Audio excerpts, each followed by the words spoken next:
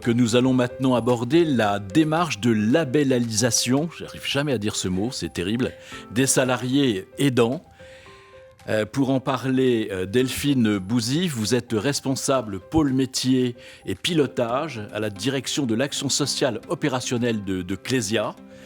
Julien Pénaud, directeur général du groupe Andéo.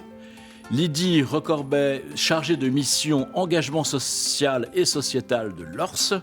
Véronique Roux, chargée de mission diversité et handicap à Piscil. Et bien sûr, l'incomparable Arnaud Ziegerman qui va nous dire de quoi nous parlons avec cette image tout à fait parlante d'ailleurs. Arnaud. Oui, alors sur la labellisation, la question qui se pose, c'est est-ce que cette labellisation salarié aidant des entreprises est jugée efficace ? On a interviewé là-dessus et effectivement, les réponses sont assez claires. On a 66% des salariés aidants qui estiment que cette labellisation est efficace et les 3/4 des managers et des RH la jugent efficace. Donc les réponses sont assez limpides. Deuxième point qu'on a abordé sur ces thématiques, la question de la RSE. On a aujourd'hui 8 DRH et managers sur 10 qui se déclarent favorables à l'inscription du soutien aux aidants dans les critères de la RSE. Donc là aussi, les réponses sont assez limpides et on voit clairement dans quelle logique sont à la fois les salariés aidants et à la fois les managers et les DRH. Effectivement. Alors, Julien, je me tourne vers vous. Le label Cap Andéo, salarié aidant, qui est déployé en partenariat avec l'Argirc et Arco, ça a été initié par Clésia. Les objectifs de ce label, comment ça fonctionne et comment les entreprises s'engagent pour leurs salariés aidants. Alors, je m'excuse d'abord d'enfoncer une porte ouverte, mais l'objectif principal, c'est bien de permettre à ces salariés de concilier vie pro et vie familiale. Je crois que c'est quand même la ligne directrice. Tout à fait. On veut des portes ouvertes pour aller voir les RH justement pour ce... Donc allez-y, ouvrez. Donc j'ai bien fait de l'ouvrir. Bien sûr. Après, de manière plus concrète, je dirais qu'un autre objectif, mais là, s'agissant peut-être en se tournant du côté des entreprises, c'est de leur donner des éléments méthodologiques. Parce qu'après tout, on parle de ce sujet. On voit que le sujet est en train quand même d'infuser au sein des entreprises, mais on a beaucoup d'entreprises qui, lorsqu'ils découvrent que ce sujet leur appartient, qu'ils vont devoir s'en saisir, finalement nous disent « mais ok, je m'y prends comment concrètement pour essayer d'apporter des solutions » permettant donc à ces salariés de pouvoir concilier les deux. Donc je dirais que le label, il a cet objectif-là, à la fois d'être un levier d'accompagnement, d'éléments méthodologiques, structurants pour les entreprises, mais surtout de valoriser dans la durée les efforts qui sont fournis, parce que c'est pas le tout de mettre en place une action de temps en temps, mais de pouvoir faire perdurer ça dans le temps. Et puis, une démarche de labellisation, et c'est le rôle là de Andéo, c'est aussi à travers un tiers de confiance, de pouvoir aussi dire aux salariés, à des partenaires, à ses clients, à ses bénéficiaires, eh bien qu'il y a un tiers de confiance qui vient valider qu'on n'est pas dans de l'incantatoire. Sur votre deuxième question, après concrètement, comment se passe cette démarche ? Déjà, il faut que l'entreprise ait envie d'y aller. C'est une démarche volontaire.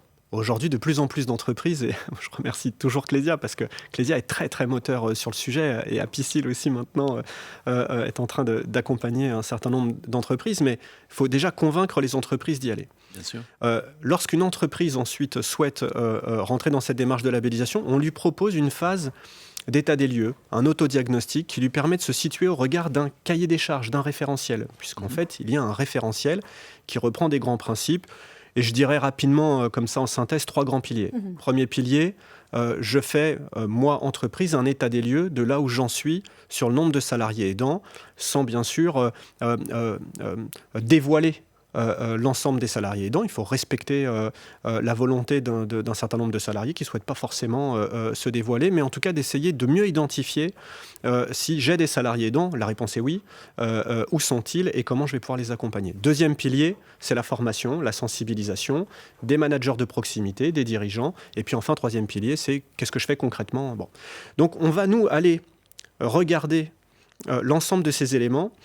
Et puis ensuite, l'entreprise va devoir mettre en œuvre justement les différents éléments du référentiel. Et puis, quelques semaines, quelques mois, parfois 1 an et demi, 2 ans après, eh bien, on va aller l'auditer, on va aller l'évaluer pour vérifier in situ que l'entreprise respecte bien les éléments du cahier des charges. Et ça fait l'objet d'un rapport d'audit, un rapport d'évaluation, et ensuite d'une labellisation qui est obtenue pour les entreprises lorsque c'est le cas pour 3 années. Parfait. Alors, vous parliez justement de Clésia et Apicil, qui, membres de l'OCIRP, qui justement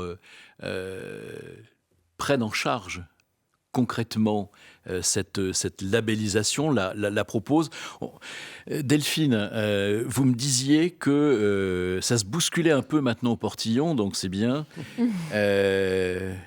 Il y a 48 entreprises, vous me reprenez si je me trompe, qui ont été labellisées par vous, donc, et qu'il y en a eu 31, c'est ça Oui, c'est ça. Hier ou avant-hier, Voilà, alors on a fait un grand événement effectivement de remise des labels le 1er octobre avec Julien, et on a remis 30 et 31 labellisations à des entreprises très diverses. Dans les 31 entreprises, il y avait 22 TPE. Alors ça, c'est un vrai succès pour nous, parce que finalement, effectivement, on avait beaucoup de grandes entreprises qui s'étaient intéressées à ce sujet.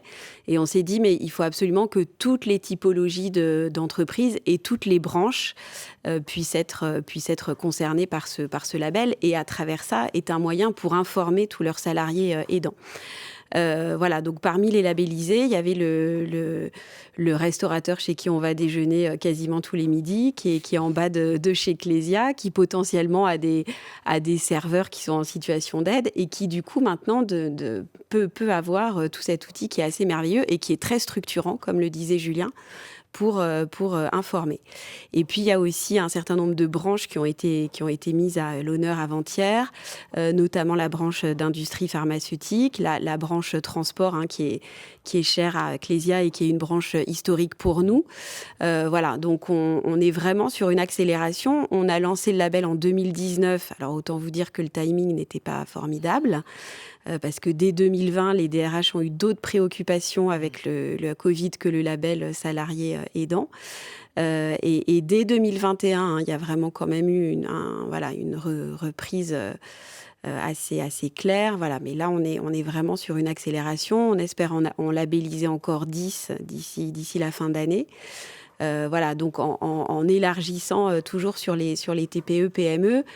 Et on a mené depuis début 2024 avec Andéo et avec Julien un vrai travail sur le fait de réviser l'autodiag et le référentiel de ce label pour le rendre justement plus accessible aux TPE et aux PME, ce qui était moins le cas avant.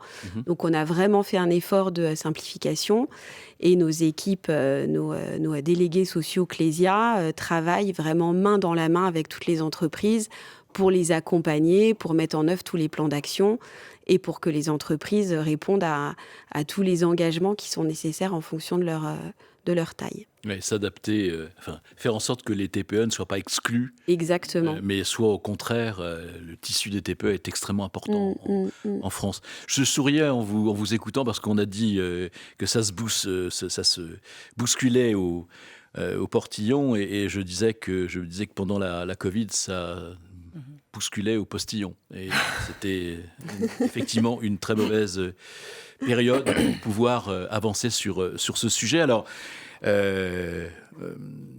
Apicil a pris aussi le problème à bras-le-corps, et vous prenez votre bâton pèlerin pour aller porter la bonne parole. C'est un peu ça l'idée, effectivement. On est rentré, nous, dans la démarche de labellisation assez récemment. Même si on connaît la qualité des labellisations Andéo pour avoir accompagné celle de Cap Andéo sur la partie service à la personne. Mais c'est vrai que, comme le rappelait Delphine, la période écoulée n'a pas été propice à développer ça chez nous. Et par contre, quand on s'est lancé dedans, même si on faisait, nous, pour nos collaborateurs, déjà des choses en matière d'aidance. On avait un café des aidants. On a la chance d'avoir une assistante sociale du personnel qui est là, disponible Ce qui n'est pas le cas, effectivement, des TPE, PME, souvent, qui se sentent un peu seuls sur le volet social. Donc, quand on a décidé, nous, de se lancer dans la labellisation, c'est un peu volontairement qu'on a voulu embarquer nos adhérents, nos entreprises adhérentes, en fait, dans cette démarche, à titre d'exemplarité, et puis aussi leur rendre les choses accessibles. Faire tomber un peu cette barrière de label qui, souvent, est un terme qui met un peu en panique les entreprises parce que on s'identifie des contraintes et vraiment des grosses machines derrière. Alors que là, vraiment, le dispositif de labellisation, c'est un accompagnement hyper cadré, sur mesure, facilitant. Et en ça, on a voulu du coup embarquer un certain nombre de nos entreprises adhérentes avec nous dans l'aventure. Voilà. Donc c'est quelque chose qui prend bien aujourd'hui forme et on en est ravis. En 2 mots, la labellisation, ça allège plutôt que d'alourdir. L'objectif, c'est d'être pragmatique. On parle des TPE-PME. Une TPE, une PME, elle n'est pas staffée de toute façon pour crouler sous des procédures. Donc si l'organisme labellisateur vient lui rajouter un jeu de contraintes dans un quotidien qui est déjà complexe, ça présente aucun intérêt. Donc on est là pour valoriser ce qui va bien plutôt que d'appuyer sur ce qui irait mal, quoi. Et donc on identifie ce qu'on appelle des écarts, mais surtout on regarde les démarches de progrès et on essaie de faire parfois des choses toutes simples, assez basiques. Et déjà ça, c'est fantastique. Si on peut aller toucher ne serait-ce qu'un salarié aidant ou 2, eh bien c'est déjà une victoire. Et donc on commence par ces petites réussites-là. C'est ça. Lydie, justement, Laure est très engagée et fait des propositions toujours intéressantes pour soutenir les aidants. Et il y en a une que je sais, en fait, c'est celle qui consisterait à inscrire le soutien aux aidants dans la RSE.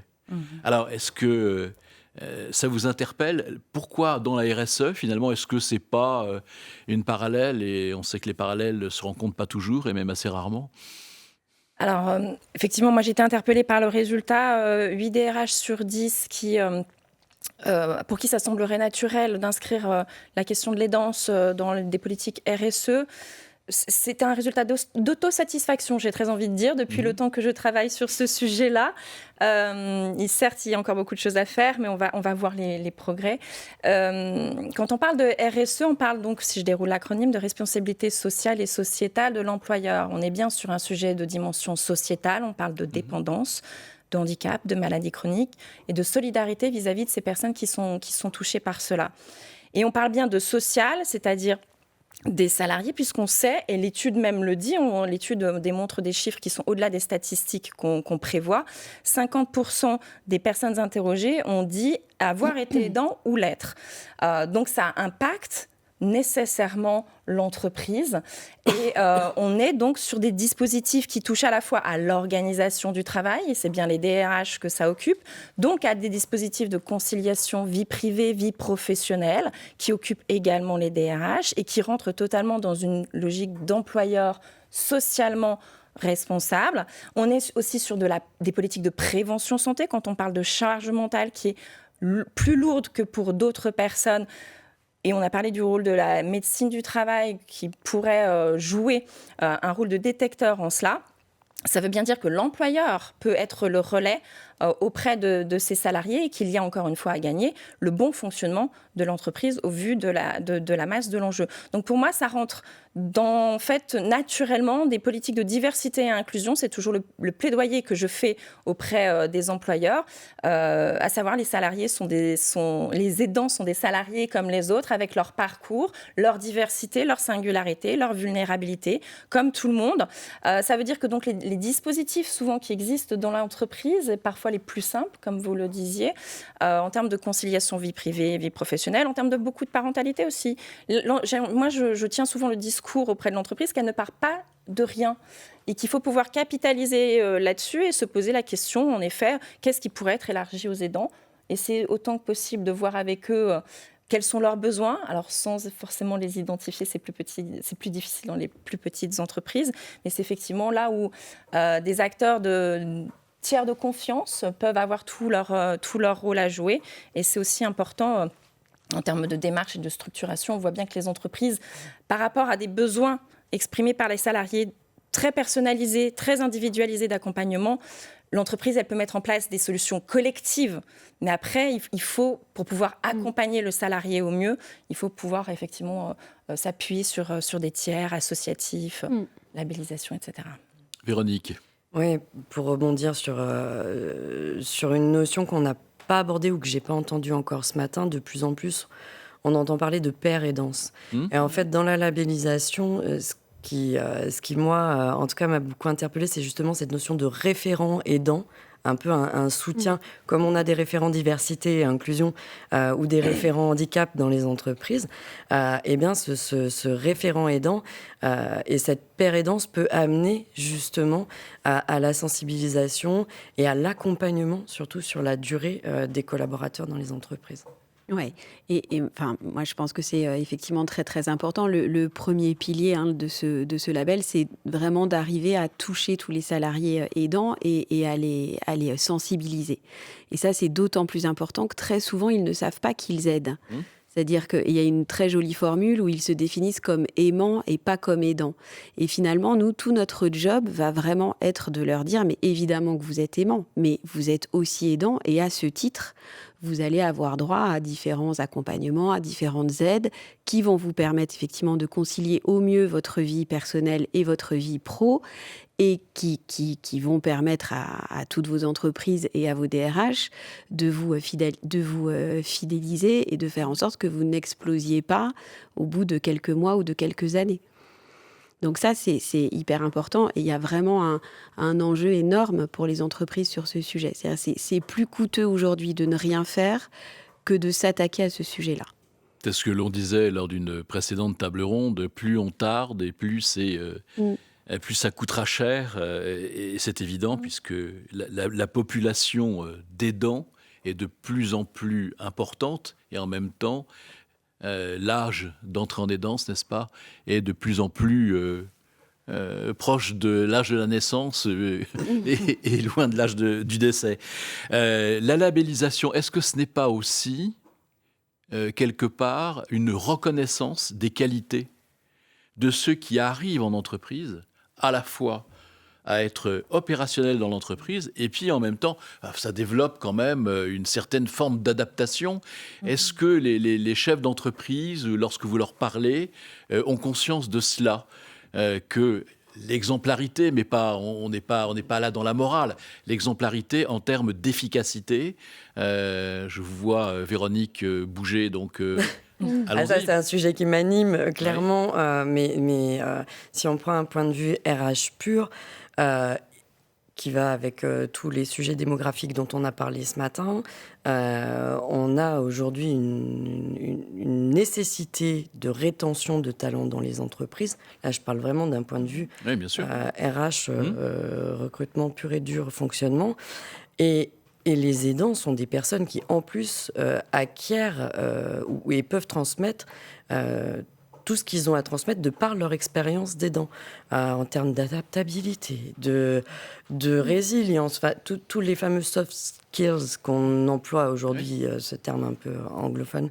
Et du coup, oui, effectivement, on a tout intérêt en fait à miser sur les aidants dans l'entreprise aujourd'hui et à faire en sorte de les préserver. Si je peux me permettre, et pour enfoncer le clou, je pense même que ça deviendra un critère pour les candidats lorsqu'ils chercheront du travail pour choisir un employeur bienveillant, sans basculer dans le monde de oui, une entreprise, l'objet social, c'est le business, il faut développer son activité, etc. Mais tout ça n'est pas incompatible. Et le fait de savoir qu'il y aura un regard bienveillant, plus qu'un regard bienveillant, en fait, des services qui vont me permettre concrètement de pouvoir m'épanouir dans le cadre de mon activité professionnelle, je pense sera un des critères. On n'est pas dans une étude, et tout ça participe d'une de mes intuitions et de là d'où je regarde les choses, mais j'observe que dans un certain nombre de nos entreprises labellisées aujourd'hui, elles le mettent même dans les fiches de poste. Tout à fait. Et ça me paraît extrêmement intéressant. Oui, nous, on a intégré cette notion, si je puis me permettre, dans les entretiens annuels. Voilà, c'est une petite nouveauté. On introduit cette notion d'aidance. Est-ce que vous êtes en situation d'aidance, ou en tout cas, on est en train de chercher la bonne formulation. Ça sera introduit dès janvier 2025 sur la prochaine campagne d'entretien annuel. Arnaud, Vous vouliez Je prendre ne la sais parole. pas effectivement si ce sera un élément qui permettra de recruter, mais d'après ce qu'on peut voir dans nos études, ce sera un élément fondamental pour ce qui permettra de fidéliser les collaborateurs dans les années à venir. Et on voit qu'on est vraiment déjà en pleine guerre des talents, donc c'est quelque chose de fondamental pour la suite. Oui, oui, tout à fait. C'est du donnant-donnant et du gagnant-gagnant.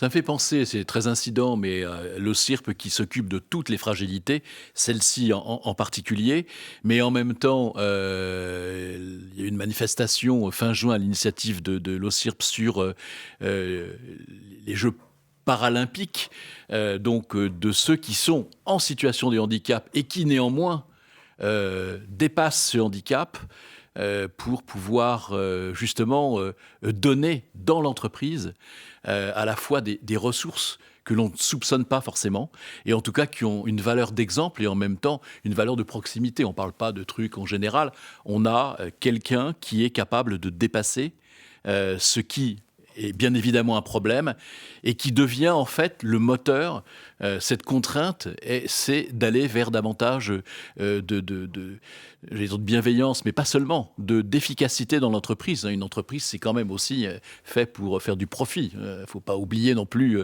tout ce qui se passe, etc. Donc c'est ça qui est intéressant aussi, c'est de voir que peut-être toutes les fragilités ne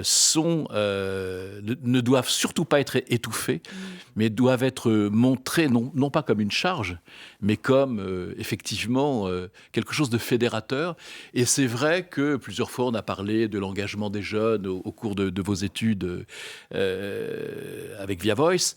La fierté de dire, moi je travaille chez Andéo, je travaille chez Clésia, chez Apicil, ils font ça, c'est quand même mieux, on en est fier, et donc on est soi-même un ambassadeur de ces valeurs, ce que fait l'OSIRP aussi systématiquement, tous les ans, mais aussi au cours de la vie quotidienne. C'est ça qui est important, c'est cette mobilisation qui n'est pas uniquement du blabla. Voilà. Écoutez, on s'est dit beaucoup de choses, peut-être un point qu'on n'aurait pas abordé, je vous rappelle en quelques mots, la démarche de labellisation, j'ai réussi à le dire, des salariés aidants. On a vu que ça avançait. Il y a peut-être encore des trucs à faire, Julien ? Oui, certainement. Il y a encore beaucoup de travail. Et ce que disait Delphine tout à l'heure, c'est important. Et s'il y avait un message à faire passer, c'est que ce n'est pas un sujet qui concerne que les grands groupes ou les grandes entreprises. Ouais. Et vous l'avez repris, l'essentiel des entreprises en France, ce sont des TPE, des PME. Et je crois qu'il faut vraiment qu'on puisse infuser ce message-là, de la labellisation ou pas d'ailleurs. C'est bien le sujet des salariés aidants auprès des dirigeants, de l'ensemble des salariés, parce que je redis que, selon moi, les entreprises ont une place centrale. On passe tous beaucoup de temps dans l'entreprise, et donc l'entreprise a un rôle majeur en complémentarité du médico-social, du secteur associatif, etc. Et donc il faut qu'on ait une attention toute particulière pour les TPE et les PME, et surtout en leur envoyant des messages qui consistent à les mettre en dynamique et qu'elles ne soient pas paralysées face à ces sujets qui peuvent parfois ficher la trouille, qui peuvent être impressionnants et pour lesquels ils pourraient se dire après tout, il n'y a que des grands groupes qui pourraient relever ce défi-là. Moi je crois qu'au contraire, c'est vraiment, il y a des possibilités pour tout le monde. La labellisation, c'est pour tous. Il suffit de la vouloir et de porter, de comprendre toute l'importance que ça a pour une entreprise et pour ses salariés. C'est une belle cause commune. Merci à tous les 5. Je pense qu'on a bien avancé sur le sujet et vous avez fourni les réponses à c'est pas ce problème de société, c'est ce défi de société qu'il nous faut prendre à bras-le-corps, d'où l'idée, chaque année au moins, avec ce baromètre, de donner, avec cette horlogerie suisse précise, de donner ce qu'il faut pour pouvoir avancer. Et, voilà, c'est important. Merci. Alors, prochaine table ronde, nous verrons la négociation. Négocier assuré, ça aussi c'est important, parce que quand vous allez à la rencontre des entreprises, il existe bien évidemment des branches, il existe des interlocuteurs à convaincre, et puis des solutions peut-être que l'on n'applique pas assez souvent et qui méritent en tout cas d'être déployées. Alors donc ce n'est qu'un début, continuons le combat. Voilà, merci à vous, merci à vous. Merci.